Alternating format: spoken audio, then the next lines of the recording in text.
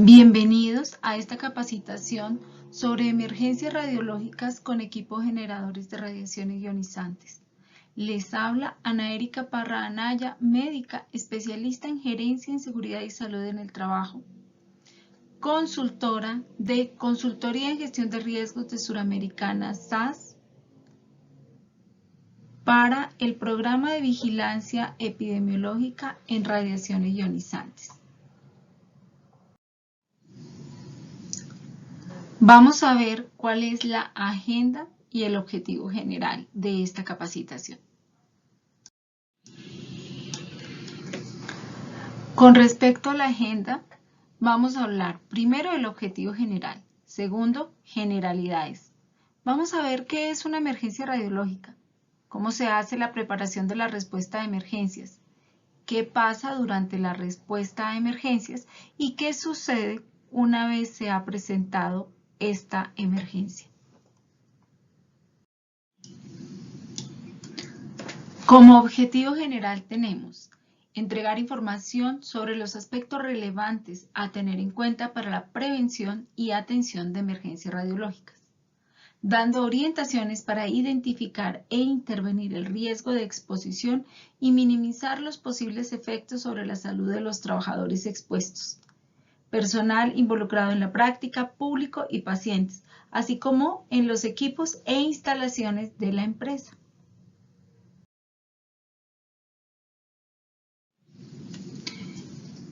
Empecemos con las generalidades. Recordemos que las radiaciones ionizantes se encuentran presentes en la naturaleza y son utilizadas hoy en día ampliamente como método de diagnóstico. Su uso de manera adecuada permite el diagnóstico oportuno y un tratamiento adecuado a los pacientes. Pero los equipos generadores de radiaciones ionizantes también pueden verse involucrados en emergencias y es de eso de lo que vamos a hablar a continuación. Es muy importante que tengamos en cuenta que las radiaciones ionizantes constituyen un agente de riesgo. La fuente generadora puede ser rayos X, como por uso de tomógrafo, equipo convencional, equipo portátil, en algunas instituciones angiógrafos, intensificadores de imágenes como arco en C, o puede también deberse a fuentes radiactivas como es el caso del tecnecio, yodo, galio, americio y cesio. Las radiaciones ionizantes tienen efectos en la salud, alteran los tejidos blandos, pueden producir quemaduras, cáncer, malformaciones congénitas y alteración de células madres. Es muy importante que cada institución conozca cuáles son los equipos que tiene.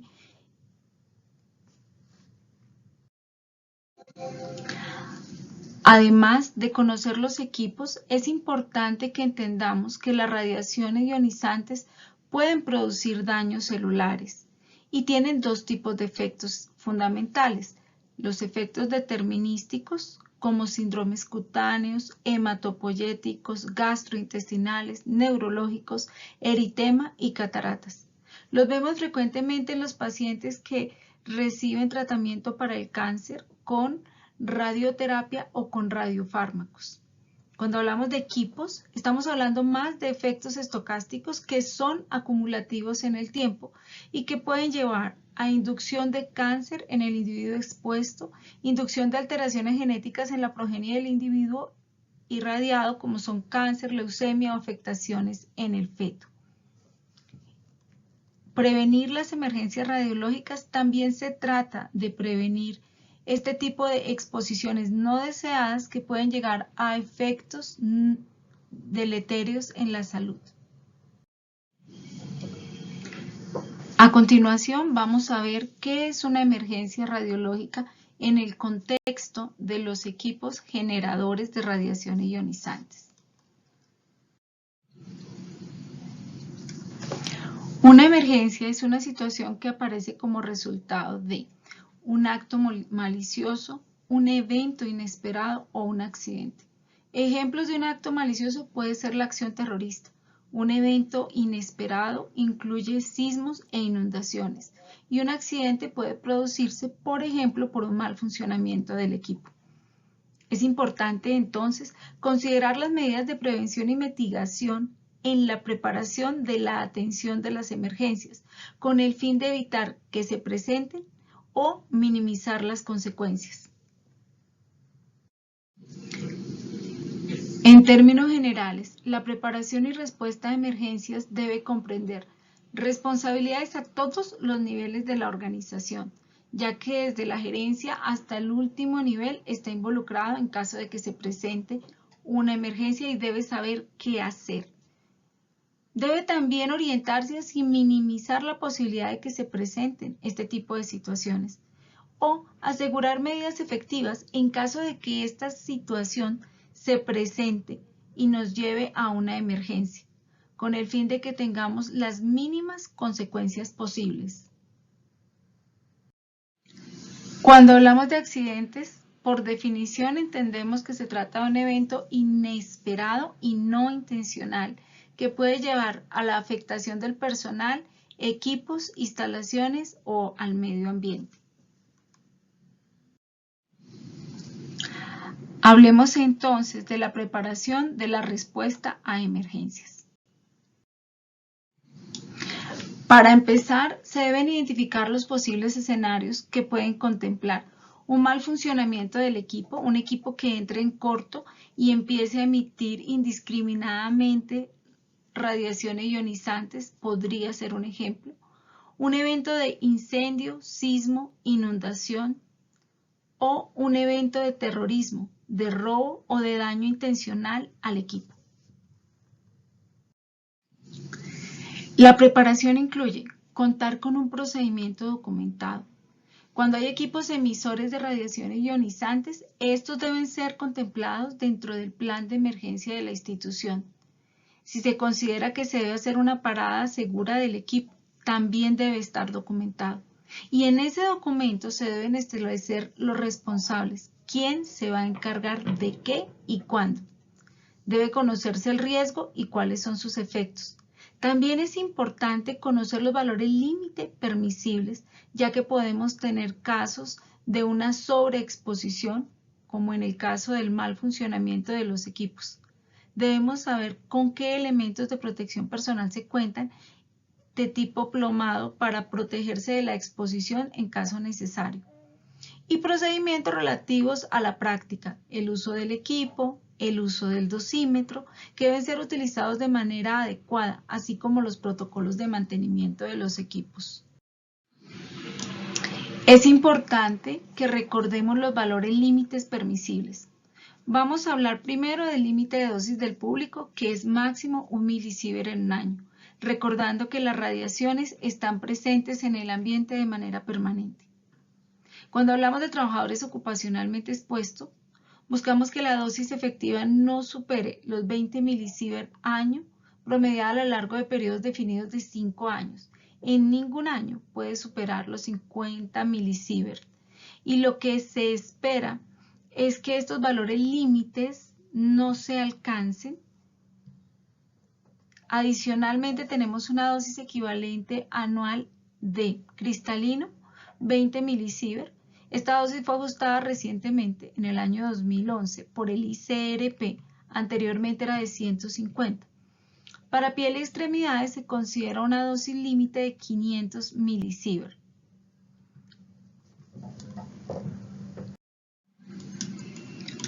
Recordemos que es posible detectar las radiaciones ionizantes. A nivel ambiental se utilizan intensímetros o monitores de radiación y se realiza periódicamente por proveedores externos. Y a nivel personal se hace a través de los dosímetros personales que se le entregan a los trabajadores ocupacionalmente expuestos. Es fundamental hacer un uso adecuado del dosímetro y portarlo, ya que en el caso de un mal funcionamiento del equipo nos va a permitir saber si el trabajador recibió o no exposiciones no deseadas y hacer el respectivo seguimiento. Otros aspectos que deben ser tenidos en cuenta en la preparación de la emergencia son socialización de los procedimientos. De nada sirve que el plan de emergencia sea algo muy completo y robusto si nadie lo conoce. Pero no solo debe ser socializado, sino que cuando hay responsabilidades específicas debe haber una capacitación puntual. la cual debe ser reforzada en entrenamientos y simulacros. Las inspecciones a las áreas también son importantes porque nos permiten verificar aspectos como la señalización o el adecuado funcionamiento de la parada de emergencias. Esto, junto con el mantenimiento de los equipos, hacen parte de la prevención, buscando evitar que se presenten este tipo de situaciones. Entre los factores a tener en cuenta tenemos que las emergencias son más probables que cuando se manejan fuentes, como en el caso de los radiofármacos, que cuando se manejan equipos emisores de radiaciones ionizantes. Pero aunque la probabilidad de presentación de estos eventos sean bajos, siempre debemos tenerlos en cuenta y estar preparados para atenderlos en caso de que se presenten. Hay aspectos humanos que están relacionados con el mantenimiento del equipo. Un buen mantenimiento del equipo es fundamental. Recordemos que el riesgo por exposición a radiaciones ionizantes es alto. Por lo tanto, los controles también deben ser altos. Y los estudios radiofísicos de levantamiento ambiental, cálculo de blindajes y control de calidad deben estar al día.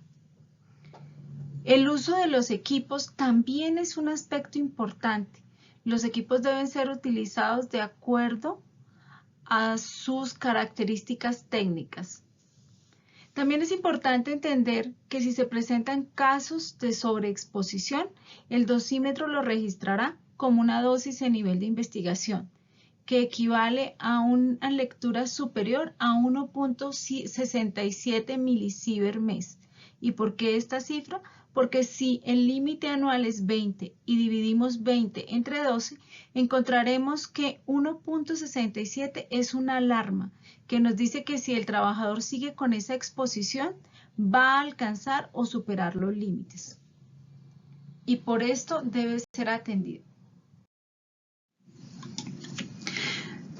De acuerdo a la resolución 482 de 2018, que establece los criterios para el uso de equipos y el licenciamiento de los mismos, encontramos que la institución debe contar con un programa de protección radiológica.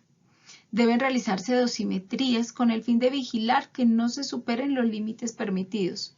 Este programa de protección radiológica debe estar articulado con el programa de vigilancia radiológica, que en la mayoría de los casos incluye el programa de vigilancia epidemiológica para radiaciones ionizantes, pero también la exposición de público, pacientes y personal involucrado en la práctica. Se deben llevar a cabo inspecciones de seguridad, capacitaciones y una dotación adecuada de elementos de protección plomados. Estos componentes hacen parte del programa de protección radiológica y un adecuado funcionamiento de este programa es una de las herramientas fundamentales en la prevención de emergencias. Hablemos ahora de la respuesta a emergencias. ¿Qué hacer cuando el evento no deseado se manifiesta?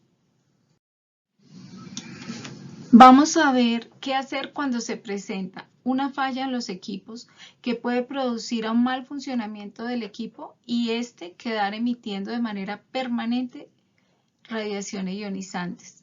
Se debe proceder a la parada de emergencia, pero puede pasar que la parada de emergencia no funcione o que esté también en falla y en este caso hay que proceder a desenergizar el equipo. El personal encargado debe saber dónde está el tablero de control o la fuente de alimentación para poder hacer una desenergización del equipo. Y a nivel personal, recuerden que es fundamental tener colocado el dosímetro personal, porque en este caso es el dosímetro el que nos va a registrar qué exposición tuvo la persona durante la atención de la emergencia y si es necesario hacer un seguimiento especial, como una valoración médica ocupacional extemporánea o la toma de laboratorios. Otras situaciones también ameritan una parada segura del equipo.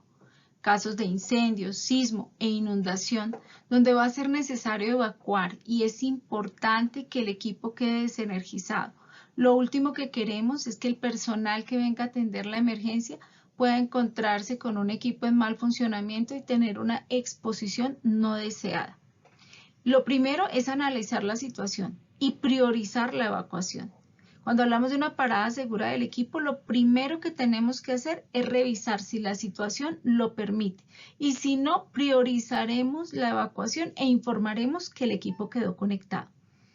Entonces, si consideramos que la situación es lo suficientemente segura para realizar una parada segura del equipo, el equipo debe quedar desenergizado. Deben ser advertidos los responsables de cómo queda el equipo para evitar la exposición de brigadistas y personal de socorro. A continuación vamos a revisar los aspectos más relevantes que debemos tener en cuenta posterior a la respuesta de emergencias. Ya se presentó el evento. ¿Qué acciones vamos a tomar para evitar que se repita? Entonces vamos a tener en cuenta una evaluación juiciosa de la situación que se presentó. Se debe abrir una investigación en toda regla para evitar cuáles fueron los factores que influyeron y que permitieron que se presentara la situación de emergencia. Se debe hacer seguimiento a la exposición de los trabajadores en caso de que se presente una exposición no deseada y esta debe ser reportada. Además, se deben revisar las oportunidades de mejora. ¿Cuáles son las acciones correctivas y preventivas que se van a tomar para evitar que esta situación se vuelva a presentar nuevamente en el futuro? Se deben actualizar los documentos pertinentes, entre ellos el plan de emergencias, y asegurar que se encuentren operativos. Recordemos que para esto es importante la capacitación, el entrenamiento y los simulacros. De igual manera, se deben socializar las lecciones aprendidas, porque un evento como estos no debe volver a repetirse. Finalmente, agradecerles que nos acompañen en esta capacitación y recordarles que a través del cuestionario de validación de conocimientos, ustedes podrán revisar la adecuada apropiación de los contenidos aquí expuestos. Recordemos que cuando nos cuidamos y cuidamos a los que amamos, construimos la vida entre todos. Muchas gracias.